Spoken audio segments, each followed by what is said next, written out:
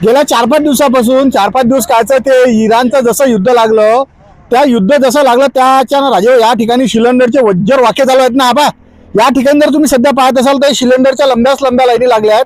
हे गोडाऊन जे आहे ते अंदर सध्या बंद केलं असून या ठिकाणी जे लोक आहेत ते या ठिकाणी आहेत बा उन्हात अनात दुपट्टा तोंडाले बांधू पाणी पिऊन नळले सोकले होट कोळले पडले, पण त्याला अजून त्याच्या हातात सिलेंडर आले नसल्यानं याच्या सध्या घरच्या भाकरचा वाका चालू असल्यानं याच्या घरच्या बाहेर पाठवलेलं सांगितलं तुम्ही सिलेंडर घरी घेऊन या, नाही तर घरी येऊ नका. त्याच्यानं हे माणसं उदास तोंड करून या ठिकाणी बसले असल्याची परिस्थिती तुम्हाला दाखवली.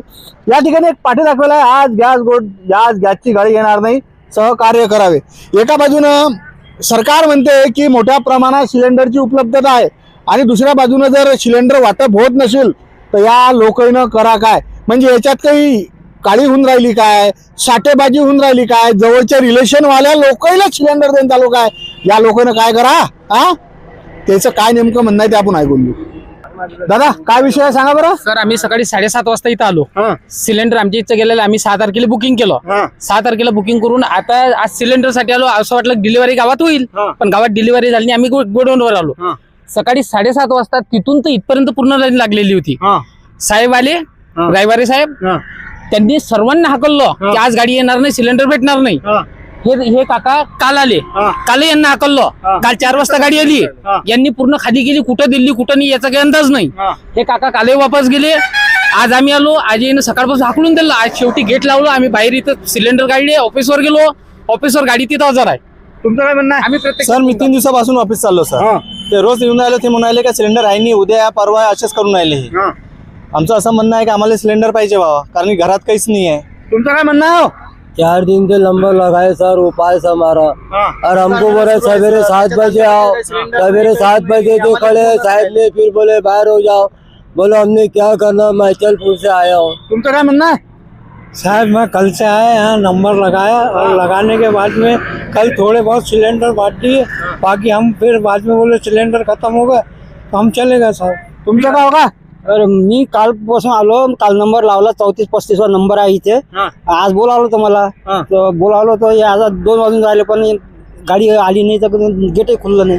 हाँ आज सवेरे हम 10 बजे से आए हुए हैं.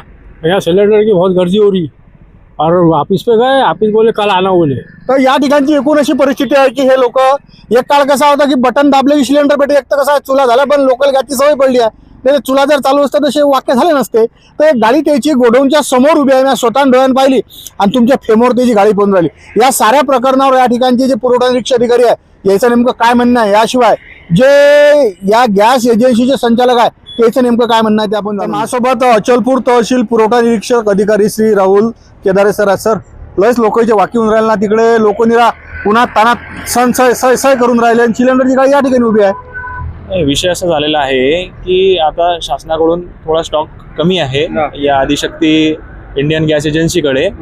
आता 10 तारखेपर्यंत आपण जे बुकिंग झालेलं आहे त्या ग्राहकांना सिलेंडर वाटपाचं नियोजन केलेलं आहे.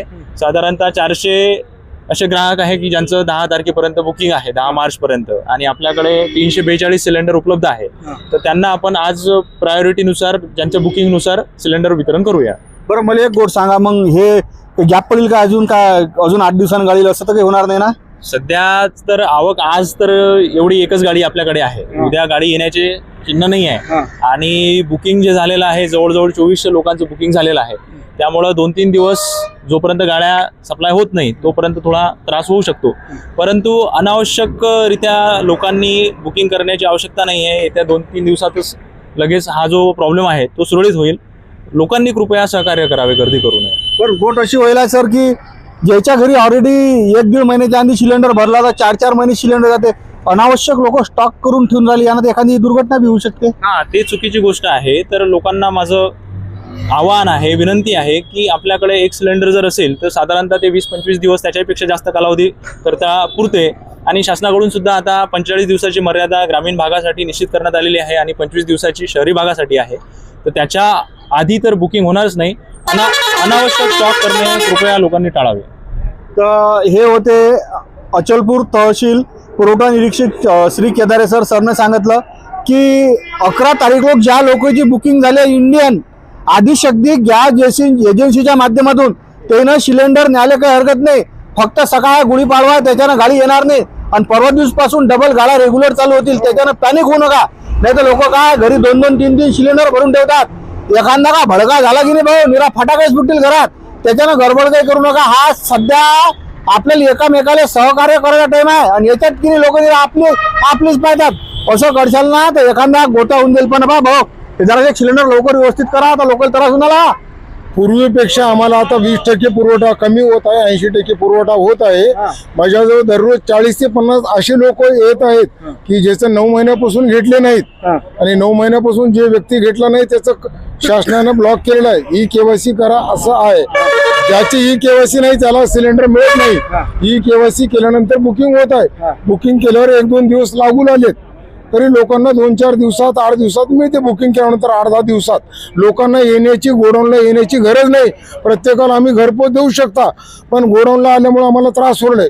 लोक जर 8-10 दिवस थांबले 6 दिवस थांबले तर आम्ही निश्चित शासनाशी हे करून जास्त गाड्या मागून लोकांना घरपोच देऊ शकता.